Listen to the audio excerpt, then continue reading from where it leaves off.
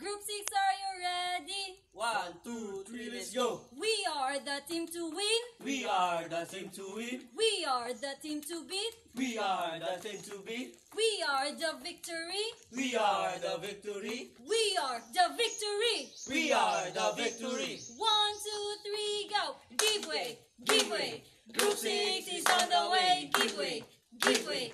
Group 6 is on the way. Let's go! Darna.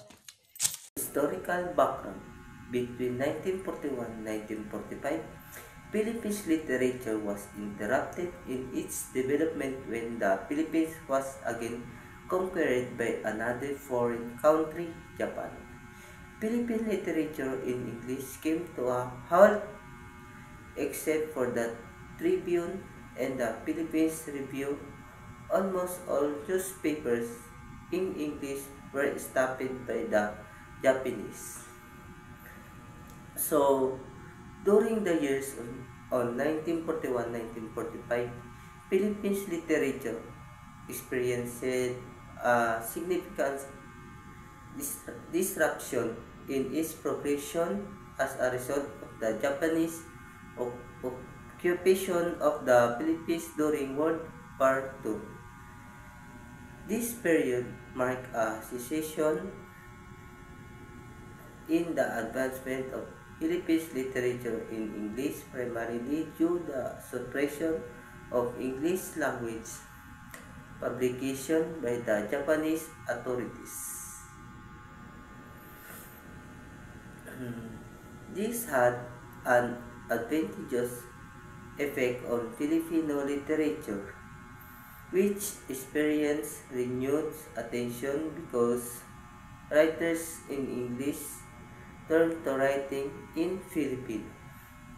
Juan Laya, who used to write in English, turned to Filipino because of the strict prohibition of the Japanese regarding any writing in English. So, during the Japanese occupation of the Philippines in World War II, there were strict prohibition imposed on writing in English. This situation led to a significant shift in a Filipino literature, as a writer who previously wrote in English began turning to a Filipino as a means of expression. One notable example is Juan Laya, who transitioned from writing in English to Filipino due to the restriction imposed by the Japanese authorities. This shift not only reflected the resilience and adaptability of Filipino writers but also brought renewed attention to Filipino literature during this challenging period. The weekly Liwayway was placed under strict surveillance until it was managed by a Japanese named Ishiwara. So during the Japanese occupation of the Philippines in World War II, the weekly publication Liwayway was subjected to strict surveillance. The magazine faced increased scrutiny and control until it was eventually managed by a Japanese individual named Ishiwara. This takeover by Ishiwara marked a period of Japanese influence and control over the content and operation of Liwayway, then reflecting the impact of the occupational on media and cultural institutions in the Philippines during that time.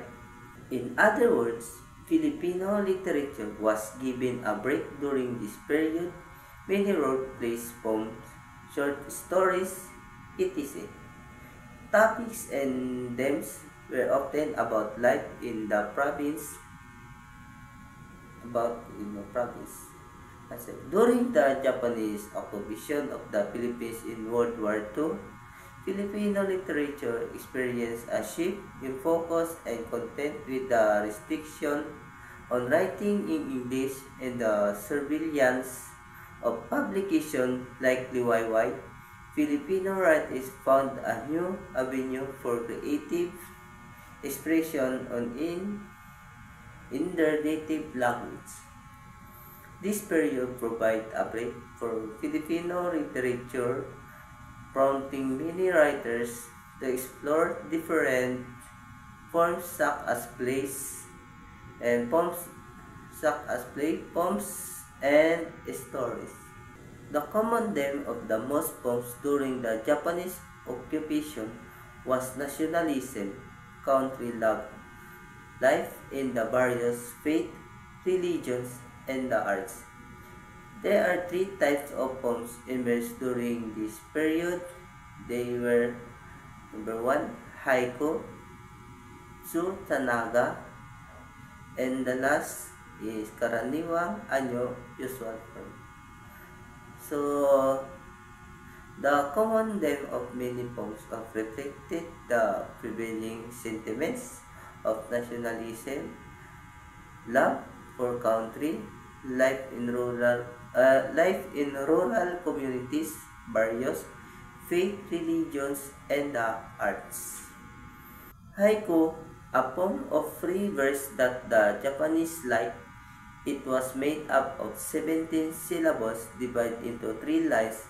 The first lines had 5 syllables, the second 7 syllables, and the third 5. The haiku is allegorical in meaning, is short, covers a wide scoping in meaning. Haiku is a form of poetry that originated in Japan and became popular during the Japanese occupation of the Philippines in World War II. It is a poem of free verse that consists of 17 syllables divided into 3 lines. The structure of a haiku follows a specific pattern. The first line contains 5 syllables, then the second line has 7 syllables, and the third line returns to 5 syllables. This concise structured format allows haiku to convey deep meaning and emotion in a limited space. Number 2, tanaga. Like the haiku is short but it had measure and rhyme. Each line had 17 syllables and is also allegorical in meaning. So, tanaga is a traditional Filipino poetic from the shares similarities with the haiku in terms of brevity and depth of meaning. So, however, tanaga distinguishes itself through its use of measure and rhyme. Number 3, karaniwang anyo, usual form. Like those mentioned earlier in the beginning chapter of this book, the karaniwang anyo or usual form of Filipino poetry encompasses a wide range of traditional poetic forms that have been prevalent in Filipino literature. This category includes various poetic forms that are commonly used in Filipino poetry, each with its unique characteristic and structure. Here are examples of the haiku and the usual forms. Liwayway, June 1943. Haiku by Gonzales K. Flores. Tutubi, Dragonfly. Hila mo'y tabak ang bulaklak, nanginig sa paglapit mo. Dragonfly. You're pulling a saber, the flowers shivered when you approach it. So, additionally, the usual form poem from Liwayway, June 1943, showcased the traditional Filipino poetic style that is prevalent in Filipino literature. The usual form poetry in the YY magazine during that period would have likely reflected a mix of themes such as love, patriotism, nature, and everyday life, capturing the essence of Filipino culture and experiences through verse. Tanaga ni Ildefonso Santos. Palay. Palay siyang matino nang humangi yumuko, ngunit muling tumayo, nagkabunga ng ginto.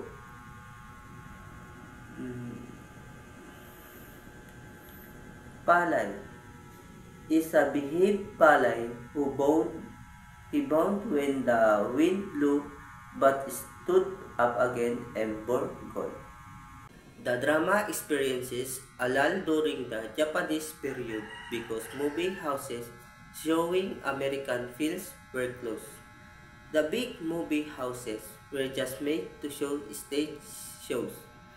Many of plays were reproduction of English plays to Tagalog. The translators were Francisco Soc Rodrigo, Alberto Concillo, and Narciso Pimentel. They also founded the organization of the Filipino players named Dramatic Philippines. So it means that drama experiences calm or shooting sound or movements during Japanese period because other movie houses are closed, especially those showing American films. So movie houses were made for stage shows only, and most of the plays are translated from English to Tagalog. One of these translators were Francisco Soc Rodrigo, Alberto Concillo, and Narciso Pimentel, who founded organization of Filipino players named Dramatic Philippines. So in this video is a continuation of our report, so the Filipino drama during the Japanese period. So in a few of the playwrights were Jose Ma Hernandez or the Panday Pira.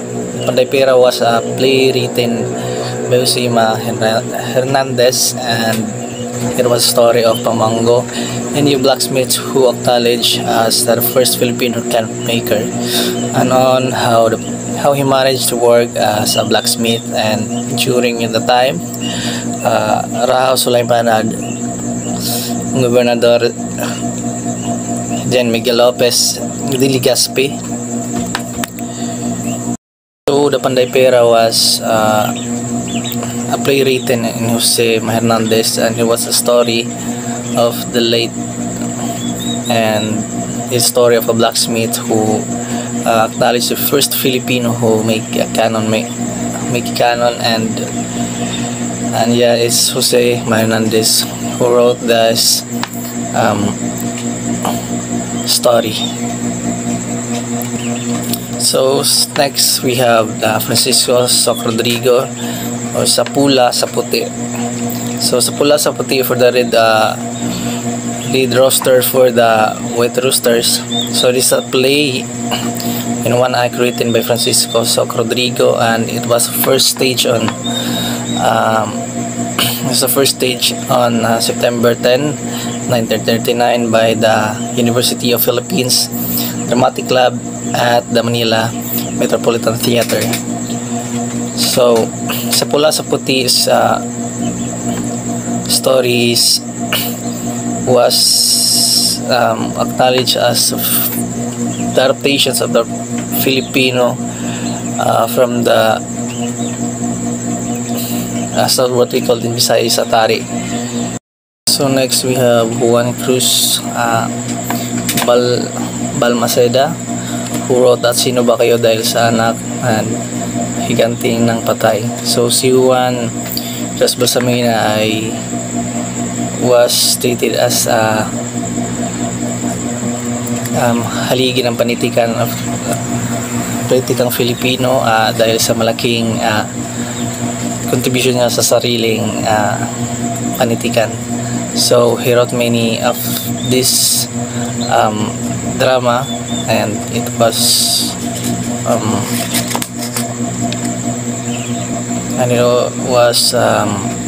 acknowledged by the publishers at his time. So next we have the Filipino short story during the Japanese period. So we have the first prize, Narciso Reyes with his Lupang Tinubuan, and the second prize, Liwayway Arceo, Uhaw ang Tiyang na Lupa, and the third is the NVM Gonzales o Lungsod Nayon at Dagat ng Dagatan. So these are the short story highlights during the Japanese period. So next we have the Philippine literature in English in 1941 and 1945. So first we have here the noteworthy writer of the period was Carlos P. Romulo, who won the Pulitzer Prize for bestsellers. I Saw the Fall of the Philippines, I See the Philippines Rise, and His Mother's an America, and My Mother's and My Brother's Americans. So this was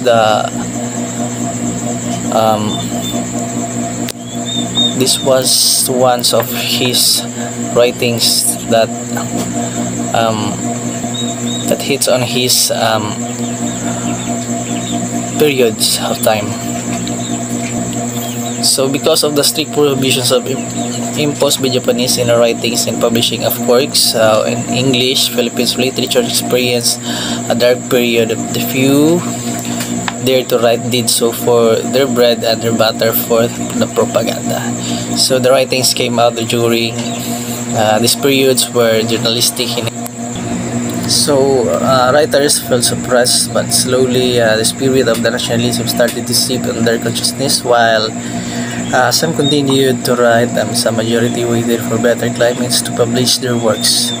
So at these times, writers carefully write those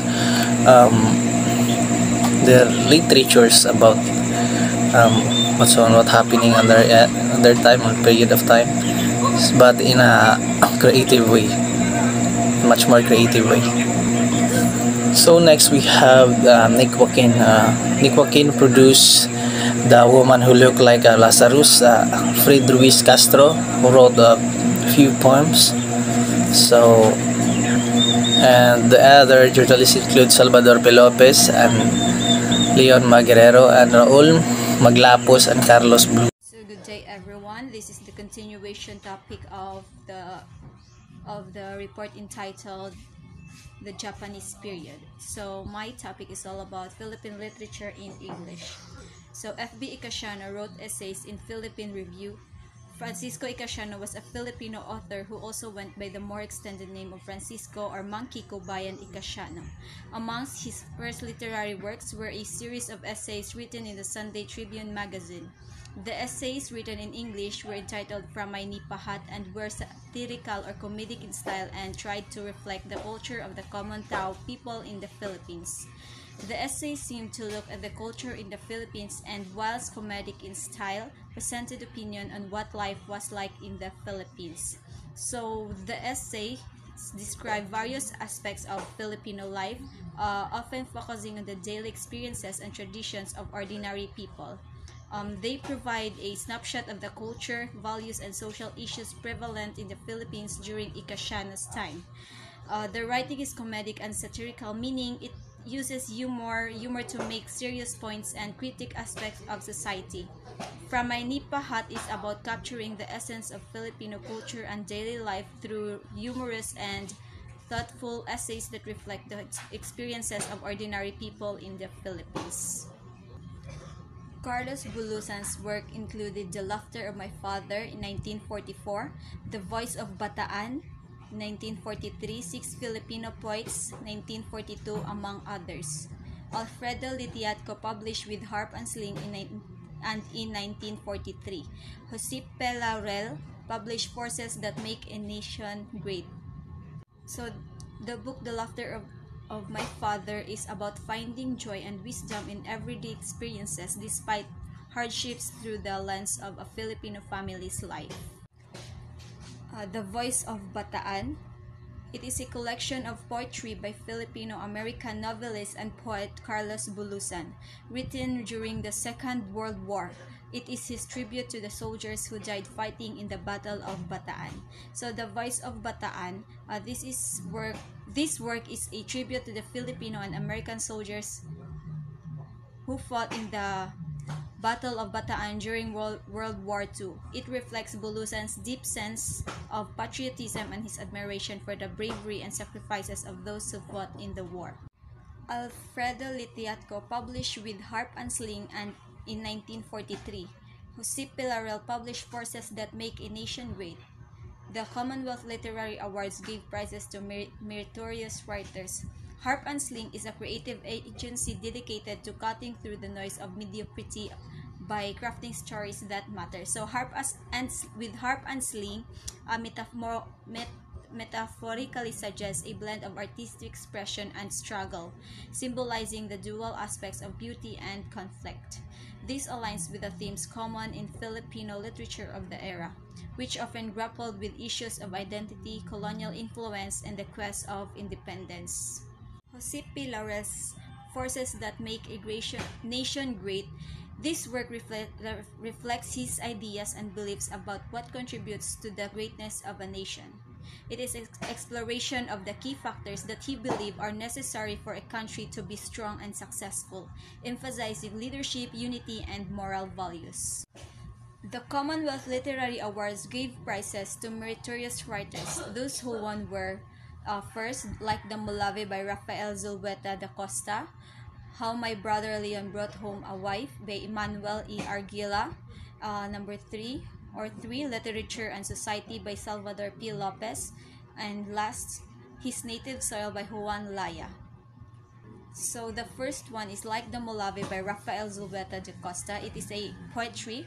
Like the Mulave also highlights the importance of the younger generation and how they must fight for their country and improve the Filipino way of living. The poet believes this will grant the nation freedom. So, Like the Mulave is a poem that celebrates the resilience and strength of the Filipino people, using the Mulave tree as a powerful symbol of national pride and endurance.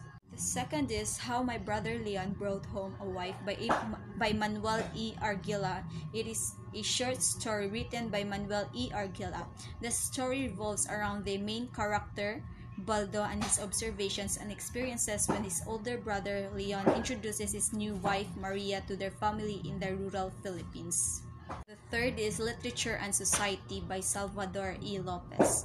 So this is a essay, mainly deals about his argument that literature should always be socially conscious. So Literature and Society is an essay that explores the relationship between literature and the broader social context, advocating for the use of literature as a means of addressing social issues and effecting positive change in society. The fourth is His Native Soil by Juan Laya.